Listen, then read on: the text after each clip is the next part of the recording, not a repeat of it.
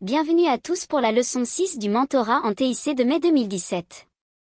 Aujourd'hui, nous allons parler du day trading et du scalping en TIC, en se concentrant sur les configurations d'achat de base. Nous allons nous pencher sur les mouvements de prix réguliers et de petite amplitude que l'on peut exploiter, presque tous les jours.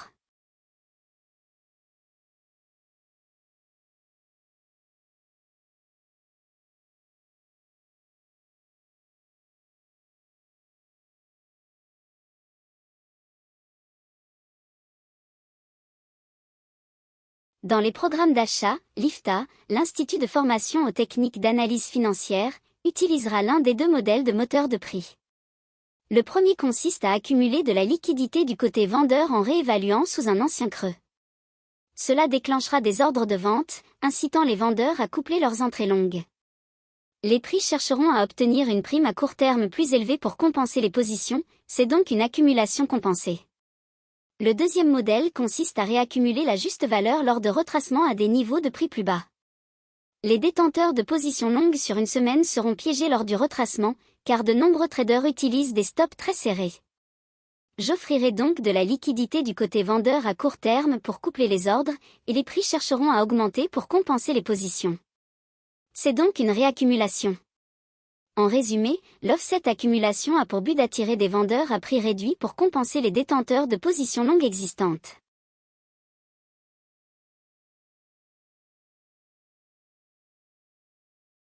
L'ingénierie de la liquidité côté vente a pour but de réduire la valeur du marché en dessous d'un ancien creux pour encourager les ordres de vente qui se trouvent déjà là pour les détenteurs actuels de positions longues. En essence, cela conçoit des vendeurs à un prix profondément remisé. Le flux ouvert, qui correspond aux ordres existants réellement présents sur le marché au-dessus et en dessous du prix du marché actuel, peut également comporter des ordres de vente pour les systèmes de rupture souhaitant vendre lors de la faiblesse. Ce modèle est appelé accumulation compensatoire et son objectif principal est de compenser les détenteurs actuels de positions longues ou d'inciter davantage de vendeurs à un prix remisé. Ce modèle est souvent observé dans des conditions de marché haussier, et bien que le flux institutionnel sur un horizon temporel plus long suggère généralement des prix plus élevés, les modèles d'accumulation compensatoire se déploient rapidement, et vous devez apprendre à les anticiper au point bas intrajournalier. Merci à tous.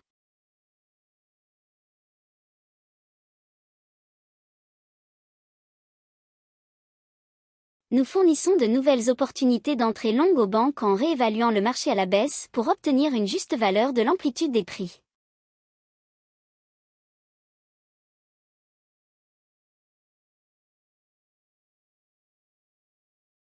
Prix avantageux pour les entrées longues par les investisseurs avertis. Le marché sera haussier d'un point de vue institutionnel et se développe souvent après un récent déclenchement de stock de vente dans le retracement des prix. Cela mettra de la pression sur les détenteurs de positions longues actuelles et tendra à provoquer des ventes, offrant ainsi de la liquidité du côté vendeur pour coupler les entrées longues des investisseurs avertis. Ce modèle s'appelle la réaccumulation, et son objectif principal est de réaccumuler de nouvelles entrées longues et ou d'inciter davantage de vendeurs à des prix avantageux. Ce modèle est fréquemment observé dans des conditions de marché haussier, et tandis que le flux d'ordres institutionnels à plus long terme suggère des prix plus élevés, les modèles de réaccumulation se déploient généralement rapidement, et vous devez apprendre à les anticiper au niveau de prix avantageux clés pendant la journée. D'accord, des objectifs réalistes pour la durée des transactions lorsque nous recherchons des scalps seront généralement d'1 à 2 heures, voire moins, la plupart du temps, mais généralement environ 2 heures maximum. Les pips obtenus sont généralement de 15 à 30 pips en moyenne. Pour ce qui est du moment de l'entrée sur le marché, nous utiliserons le graphique de 5 minutes. En ce qui concerne la fréquence des configurations par semaine, vous pouvez en avoir jusqu'à 15 ou plus, oui, 15 ou plus par jour. Vous obtenez généralement 2 à 3 configurations par session.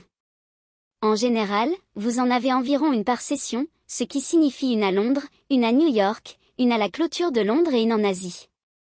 Cela ne signifie pas que vous en avez une à chaque session pour chaque paire, cela signifie simplement que si vous regardez un ensemble de 4 ou 5 paires, vous pouvez voir qu'un scalping se met généralement en place dans l'une de ces sessions et l'une de ces paires, ou une autre paire peut présenter plus de volatilité. Par exemple, les principales paires de devises par rapport au dollar. Si vous examinez toutes ces principales paires par rapport au dollar, vous verrez généralement quelque chose se mettre en place dans l'une de ces sessions. En ce qui concerne le risque et la récompense, cela sera généralement de 1 pour 1, ce qui n'est pas élevé, mais parfois vous pouvez obtenir un peu mieux que ça, mais en général, si vous pensez au scalping, pensez à 1 pour 1, c'est à peu près tout ce que vous obtiendrez.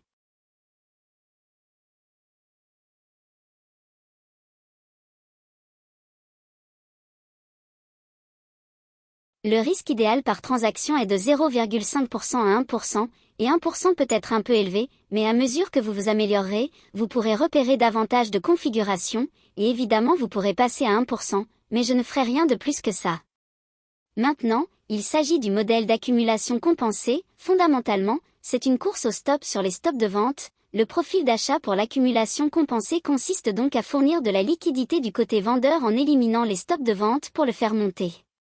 Et pour la réaccumulation en utilisant la juste valeur ou la réaccumulation par profil, voici ce que c'est.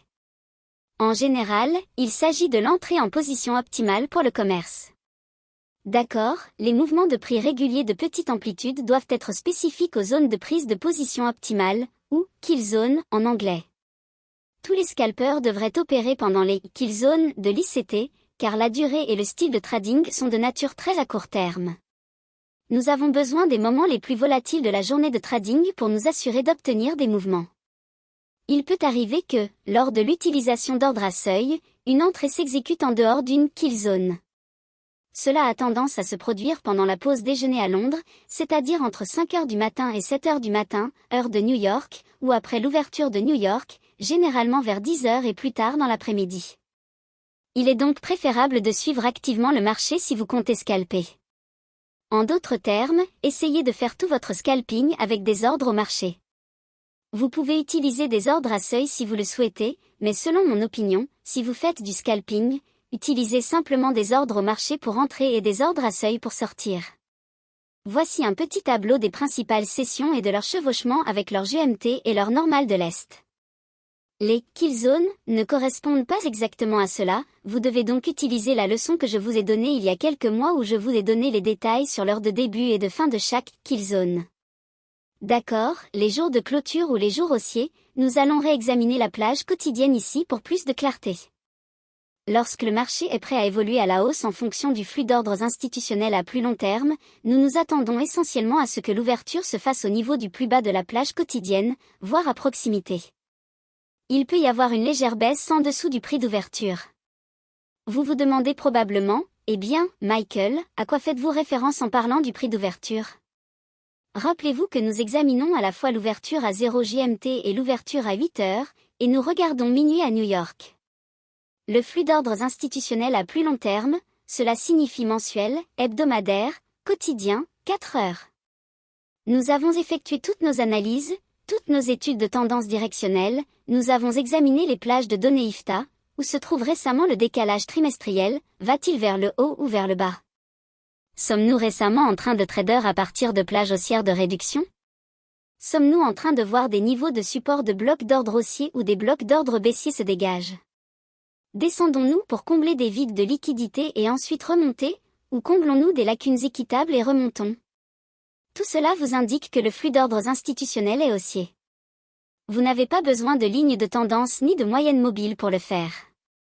Vous devez simplement voir ce que fait le prix, comment il se comporte, si les bougies haussières sont en train d'être cassées, si les bougies baissières trouvent un support chaque fois que le prix y descend, c'est le flux d'ordres institutionnels.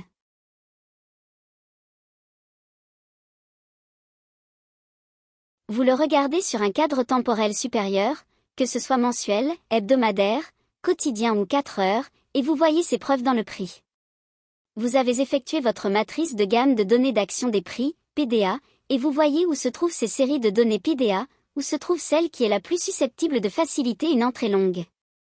C'est la prochaine que le prix va atteindre une fois que vous êtes dedans.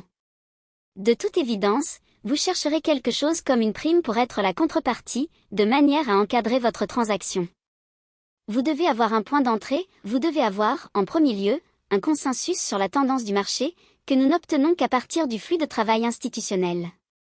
Cela signifie que nous regardons l'action des prix qui nous dit ce qui se passe. Nos anciens sommets sont-ils en train d'être dépassés, mais les creux ne sont pas en train d'être cassés, ou sont ces creux cassés rapidement et le prix repart immédiatement vers le haut?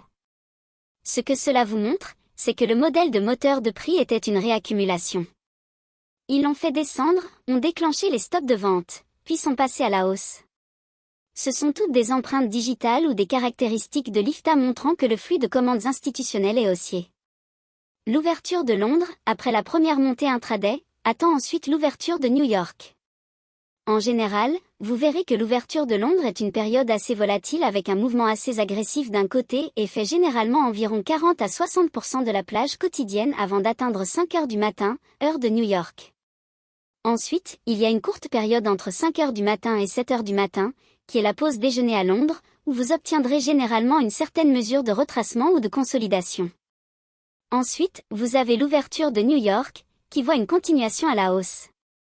Lorsque nous sommes haussiers, cela tend généralement à s'étendre jusqu'à 10 heures du matin, heure de New York, où cela commence généralement à se consolider ou à créer le sommet de la journée et à faire une petite retracement où il pourrait s'agir d'une inversion complète du marché. Mais dans ce cas, ce que nous recherchons, ce sont des environnements haussiers où le flux de commandes institutionnelles à plus long terme est haussier, et nous nous attendons à une grande journée de plage où nous pouvons faire du scalping. Le prix devrait évoluer jusqu'à la moyenne quotidienne de la plage sur 5 jours. C'est un petit indicateur que je peux vous fournir, il sera attaché au forum, de sorte que vous pourrez le télécharger.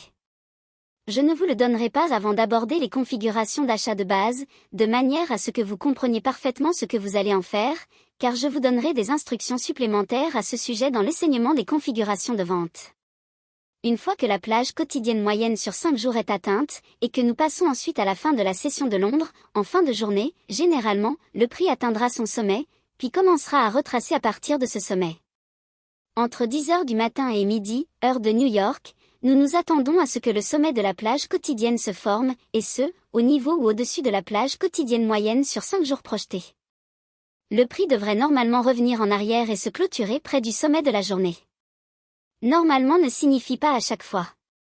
Certaines personnes dans notre adhésion prennent une déclaration qui n'est pas très spécifique et rigoureuse à propos de cela et c'est un contexte normal, mais cela ne signifie pas que c'est une panacée, d'accord? Ce n'est pas une solution universelle, ce n'est pas un prix absolu. En général, le prix va normalement revenir en arrière et se clôturer près du sommet de la journée. Qu'est-ce que je suppose là sans le dire explicitement?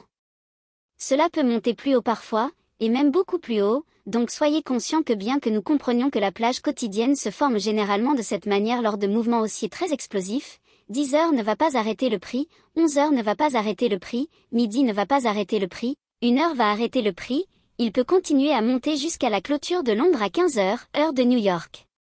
D'accord, à l'ouverture de Londres, nous allons faire du scalping pendant la session londonienne, je vais vous donner quelques détails à ce sujet. Évidemment, lorsque le flux de commandes institutionnelles à plus long terme est haussier, nous anticipons la formation du creux de la journée pendant la session de Londres. L'ouverture à 0 GMT ou à minuit à New York peut voir une phase de prolongation à la baisse des prix. Cela peut être scalpé dès l'ouverture ou juste au-dessus d'elle, avant 1 heure du matin, heure de New York. Que suis-je en train de dire ici? Vous pouvez regarder l'action des prix lors d'une journée haussière, et si vous prévoyez de faire du scalping, vous devez être vraiment agile à ce sujet. Vous devez savoir exactement ce que vous cherchez pour une plage de données à prix réduit, en d'autres termes, vous devez avoir une grande confiance dans vos convictions, au point de penser que lorsque le prix chute pour créer ce creux de Judas, créant le plus bas de la journée, où vous allez sortir et où l'ouverture se situe, s'il y a une plage suffisamment grande, elle peut être scalpée. J'enseigne aux gens de ne pas essayer de le faire, mais il serait plus approprié d'attendre le creux de Judas pour acheter là-bas. Cependant, pour le scalping, certains d'entre vous sont vraiment enthousiastes à l'idée d'être agile, d'entrer et de sortir des deux côtés du marché. Encore une fois, je n'essaie pas de promouvoir cette idée, mais je vous donne un ensemble complet d'outils et de directives. J'ai évolué sur le marché en utilisant toutes ces techniques, mais j'ai fini par m'éloigner de cette approche pour chercher spécifiquement le creux de Judas les jours où la tendance est haussière et où je m'attends à une clôture en hausse. Je cherche à clouer ce creux, à m'en approcher au plus près. Le classique creux de Judas à Londres peut être scalpé encore plus facilement si vous regardez la bougie de minuit à New York. Ce mouvement qui descend à partir de cette bougie, à mon avis, est un peu plus facile à scalper, même si vous prévoyez de voir une clôture plus élevée sur la journée. Mais à l'ouverture d'âge, cela peut être un peu délicat, car vous pouvez avoir une plage asiatique très étroite et le marché ne fait rien. Le marché retrouve généralement ses positions entre 5 heures et 7 heures du matin, heure de New York, ce qui peut fournir une entrée de scalping longue une fois qu'une plage de données à prix réduit est touchée. Maintenant, pensez à cela. Il y a des moments où nous regardons le prix après la fermeture de la zone de prise de position optimale de Londres, d'accord, et il y a cette petite période de calme, d'accord, où mes indicateurs généralement se calment et tout se consolide, en attendant l'ouverture de New York, vers 7 heures du matin, heure de New York. Donc, qu'est-ce qui se passe entre ces moments-là? C'est la pause déjeuner, mais tout comme à New York, parfois les traders peuvent travailler pendant le déjeuner. Ils peuvent se dire, eh bien, les marchés sont vraiment actifs en ce moment, je vais manger quand je rentrerai chez moi. Donc, si les marchés sont vraiment animés, vous pouvez souvent voir un retracement pendant la pause déjeuner de Londres qui crée une entrée précoce et qui évolue avant l'ouverture de New York.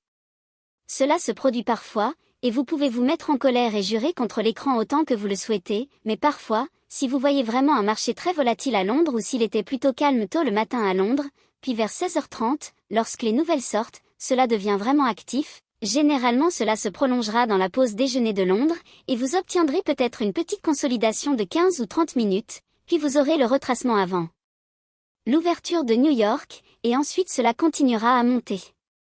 Mais ce n'est pas toujours le cas, c'est très rare de voir des configurations qui se produisent où le point d'entrée serait vraiment bon si vous tradez entre 5h et 7h du matin, mais il vaut mieux ne même pas trader à ce moment-là si vous ne regardez même pas et que vous pensez que vous avez une période calme sur le marché, c'est-à-dire de 5h à 7h du matin, gardez cela comme une règle générale, sauf si la session de Londres est calme au début, puis devient vraiment active après 15h ou 16h, vous verrez probablement un peu de prolongation au-delà de 5h du matin, heure de New York, même après le point d'entrée initial de Judas. En d'autres termes, cela signifie que vous l'avez manqué, vous n'avez pas pu entrer quand le prix a baissé. Beaucoup d'entre vous ont trop peur d'entrer à ce moment-là parce que je dis que vous devez acheter sur le creux de Judas ou en dessous du prix d'ouverture et ne pas poursuivre le prix. Donc, certains d'entre vous tiennent fermement à cette règle, mais vous ne faites jamais rien d'autre. Mais il y a des opportunités si vous utilisez le graphique en 5 minutes, vous pouvez utiliser une technique de scalping pour vous mettre en phase avec cela. La raison pour laquelle je ne voulais pas enseigner plus tôt, c'est parce que nous faisons du scalping maintenant, nous sommes dans cette période où nous pouvons utiliser ces outils. Jusqu'à récemment, nous n'avions même pas regardé de graphique en 5 minutes, nous étions toujours sur des cadres temporels supérieurs et nous nous en tenions aux règles de chaque paramètre pour chaque style de trading. Dans le scalping, nous regardons un graphique en 5 minutes, je ferai quelques commentaires sur les marchés avec un graphique en 1 minute quelquefois avant la fin de ce mois, mais généralement, nous travaillons sur 5 minutes. Il effectue ensuite des transactions à la baisse pour combler un écart de valeur équitable en vue de la réaccumulation, comblant ainsi l'écart à l'ouverture de Londres.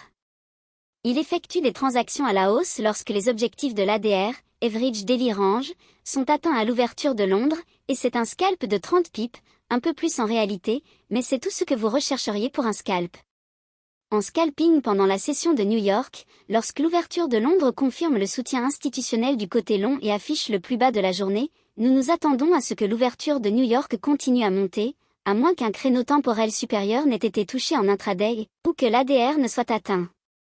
Nous recherchons des mouvements intraday à la hausse pour déterminer les plages de données à prix réduit auxquelles nous pourrions acheter dans la zone de prise de position optimale de New York. En gros, nous pensons que les prix doivent monter, puis commencer à se rétracter. C'est ce que je décris essentiellement ici. Vous chercherez donc une plage de données à prix réduit, qu'il s'agisse d'un bloc d'ordre haussier, d'un écart de valeur équitable ou d'un vide de liquidité, en utilisant l'heure de 8h20 à New York pour le Chicago Mercantile Exchange, CME, c'est l'heure à laquelle les contrats à terme sur matières premières commencent à être négociés. Anticipez le creux de Judas de New York. Les objectifs seront le sommet de la plage de données quotidienne moyenne de 5 jours et la plage de données à prix supérieur à un créneau temporel supérieur trouvé sur une base de 4 heures ou 60 minutes. Si l'ADR atteint son point haut avant 10h du matin, réduisez votre position de 80% et laissez une petite partie pour capturer toute expansion de la plage qui pourrait se produire. Laissez-moi reformuler cela. Si vous êtes en position longue à New York, et que vous constatez un mouvement qui monte tranquillement mais atteint la plage de données quotidienne moyenne avant 10h du matin, ce qui signifie qu'il a atteint sa plage de données quotidienne moyenne tôt, généralement la clôture de Londres crée le sommet de la journée, mais si cela se produit avant 10h du matin, réduisez tout de même votre position de 80%, mais laissez une petite partie pour capturer une éventuelle expansion de la plage, car parfois l'ADR peut être doublé. Vous pouvez voir un exemple ici de la transaction à l'ouverture de New York, qui est très similaire à celle de l'ouverture de Londres. Le prix descend pour combler un écart de valeur équitable, effectue des transactions dans un bloc d'ordre, et la ligne bleue fine avec l'ouverture du CME est le point où le prix descend après cela, c'est le creux de Judas pour la session de New York. Donc, chaque session a une phase de marché protectrice. Si vous êtes aussi à New York, vous recherchez lors de 8h20 et un creux de Judas qui descend après 8h20. Si vous êtes aussi à Londres, vous regardez la bougie de minuit à New York et un prix qui descend après cela pour être acheteur, et les prix devraient augmenter en Asie.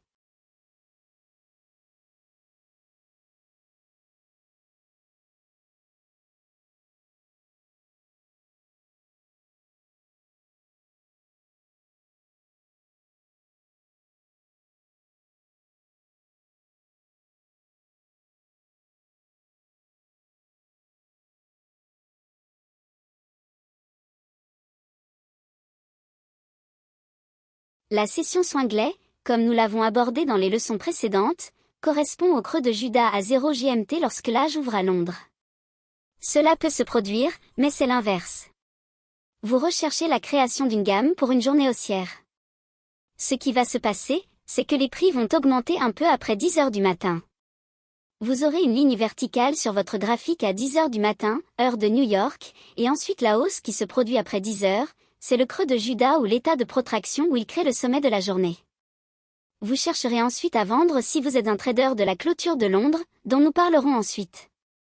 En ce qui concerne le scalping de la clôture de Londres, avant d'aborder ce sujet, j'ai fait un enseignement il y a longtemps, je pense que c'était en 2010, sur le trading de la clôture de Londres.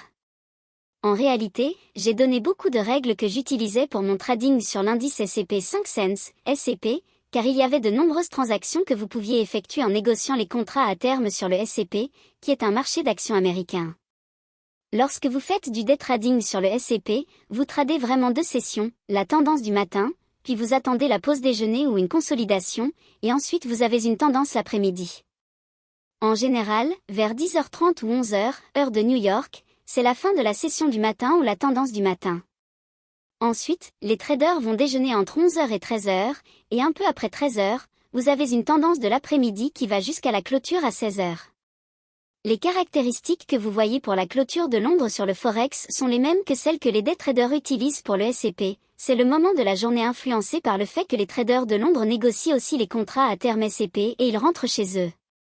Donc, lorsque les sessions de New York et de Londres évoluent ensemble, c'est-à-dire qu'elles évoluent dans la même direction, et que le sommet de la moyenne quotidienne des 5 jours a été atteint et qu'il est au moins 10h30 du matin, ce qui est désormais un filtre, attendez-vous à une rétraction depuis le sommet de la journée entre 10h30 et 13h.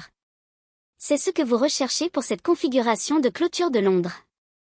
Idéalement, le prix devrait dépasser le sommet de la moyenne quotidienne des 5 jours, il devrait être supérieur à ce que vous attendiez de la moyenne quotidienne des 5 jours, car cela signifie que la plage s'est vraiment étendue, ce n'est pas simplement une extension normale. Cherchez un échec de la tendance de 5 minutes au sommet et un bloc d'ordre baissier pour entrer. Fondamentalement, vous attendez que le prix atteigne un sommet, commence à reculer, puis reparte en hausse pour atteindre le dernier chandelier à la hausse, et cela doit se produire entre 10h30 et 13h. Vous prendrez un risque de 10 pips au-dessus du sommet de la journée, et vous ciblerez 20 à 30% de la plage quotidienne totale dans une rétraction à la baisse, et je vais vous montrer ce que cela donne sur un niveau de retracement de Fibonacci. Gardez à l'esprit que ce trade peut être très difficile à anticiper certains jours, car la plage peut s'étendre bien au-delà de la moyenne quotidienne des 5 jours. N'oubliez pas que la plage quotidienne moyenne n'est pas une limite, et certains jours, elle peut être largement dépassée. La barrière, ce n'est pas un bouclier, cela n'arrêtera pas le prix. Tout ce que nous faisons, c'est obtenir un calcul de quelle est l'expansion moyenne que nous avons vue au cours des 5 derniers jours. Eh bien, si vous recherchez une forte hausse, ne vous attendriez-vous pas vraiment à ce qu'elle dépasse la moyenne quotidienne des 5 jours? C'est là le problème, nous essayons d'acheter avec une idée préconçue que le marché devrait monter. Donc, et finalement, si nous quittons tout au niveau de la moyenne quotidienne des 5 jours lorsque nous sommes haussiers, nous ne laissons rien pour capturer ces jours de double expansion de la moyenne quotidienne. Cela peut se produire. Donc, gardez à l'esprit que même si nous avons à la fois les sessions de New York et de Londres évoluant dans la même direction, cela ne signifie pas qu'il y aura une rétraction de quelques mesures que vous pouvez échanger à la baisse. C'est pourquoi je ne négocie plus la clôture de Londres. Je le faisais beaucoup auparavant, mais cela ne m'a pas suffisamment rapporté de pipe, ou je me faisais arrêter lorsque le marché continuait simplement à évoluer contre moi. Je l'enseigne ici pour des raisons de complétude parce que j'ai fait des leçons à ce sujet par le passé, mais lorsque nous parlons de l'indice S&P 500 SCP, c'est un peu plus favorable à négocier. Idéalement, visez un rapport risque-récompense de 1 pour 1 en fonction du stop requis et essayez de ne pas viser plus de 20 pips. Je veux dire par là que vous ne devriez pas essayer d'obtenir 65 pips ou de réussir un énorme coup gagnant en une seule transaction, cela ne fonctionne tout simplement pas. En général, cela devrait être d'environ 15 à 20 pips. Si vous obtenez 20 pips, soyez reconnaissant et sortez du marché. Voici un exemple de ce à quoi ressemble une clôture de Londres. Les prix descendent dans une période de temps fermée, et vous voulez les acheter sur un échec de la tendance et vous pouvez voir ici qu'ils sont descendus un peu plus bas. Si votre stop était juste en dessous d'1 ou 2 pips, vous auriez été sorti, mais encore une fois, nous utilisons un stop de 10 pips en dessous du bas et nous regardons le niveau Fibonacci sur ce graphique, où il est écrit « Objectif de la clôture de Londres », c'est 30 sur le FIB. Ajoutez simplement ce niveau, et vous l'aurez, et le niveau 20 est le niveau inférieur. Donc, entre ces deux lignes, c'est généralement là que le marché remontera dans les retracements, et c'est une bonne règle générale pour le day trading aussi. Si vous avez une attente que le marché va monter et que vous savez quelle sera la moyenne quotidienne de la gamme, vous pouvez utiliser cette projection à partir du creux quotidien ou du creux de Londres et la dessiner tout le long du FIB en l'ancrant à la moyenne quotidienne des 5 jours bien avant que le prix n'y parvienne. En utilisant ce niveau de 20 à 30 sur votre FIB, vous pouvez généralement prévoir que la clôture sera à ce niveau lors des journées de hausse où elle clôturera juste sur le point haut. Mais généralement, lorsque les prix sortent du point haut, ils descendent et se ferment entre les niveaux 20 et 30 de votre FIB, si vous les ajoutez. Je ne les garde pas, je sais juste à quoi ressemble le 20 à 30 sur mon FIB. Mon intervalle est devenu une habitude parce que je le fais depuis si longtemps, mais au début, lorsque vous apprenez, c'est une bonne idée de l'avoir sur votre Fibonacci pour vous aider. Trading de l'ouverture asiatique ou scalping à l'ouverture asiatique. Lorsque le marché est haussier, nous pouvons prendre des positions longues au niveau ou juste en dessous du prix d'ouverture de minuit GMT, en anticipant une expansion de 15 à 20 pips, comme je l'ai dit, 15 à 20 pips, voire plus, lorsque la gamme asiatique est établie. Les sessions asiatiques sont traditionnellement très étroites, et bien que ce trade se soit révélé rentable dans le passé, rien n'indique que les gains seront constants à l'avenir. Comme pour les trades de la clôture de Londres, nous examinons les périodes de volatilité les plus faibles de la formation de la gamme quotidienne. Donc, bien que j'en parle ici pour des raisons de complétude et pour vous donner une perspective bien informée sur la formation des gammes quotidiennes et la manière dont l'ICT utilise l'heure de la journée et les caractéristiques qui y sont associées, l'ouverture de l'Asie et la clôture de Londres sont les deux plus petites et les plus courtes fenêtres d'opportunité, et elles ne rapportent pas suffisamment à mon avis pour justifier le risque. Cependant, si vous souhaitez simplement observer, étudier et effectuer quelques calculs, libre à vous. Mais croyez-moi, si vous cherchez à obtenir davantage pour votre argent et votre temps d'étude, et avoir des mouvements de prix, vous devriez vous concentrer sur les sessions de New York et de Londres. Visez toujours 15 à 20 pips dans cette session, car la gamme peut être limitée, sachant qu'il s'agit de la formation de la gamme asiatique. En règle générale, nous cherchons une gamme asiatique vraiment étroite.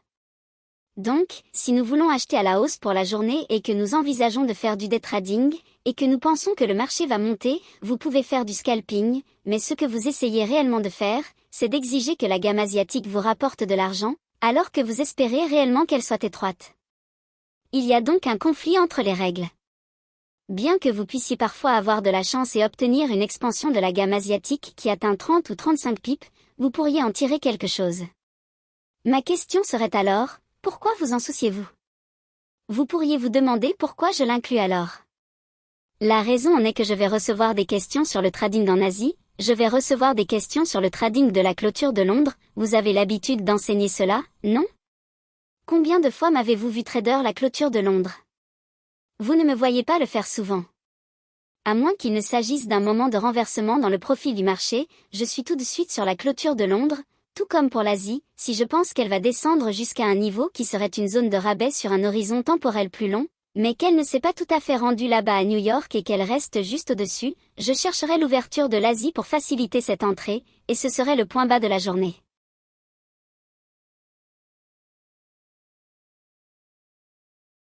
Ensuite, il commence à remonter. Prenez des sorties complètes sur les scalps à ce moment-là, en d'autres termes, ne laissez pas de portion en jeu.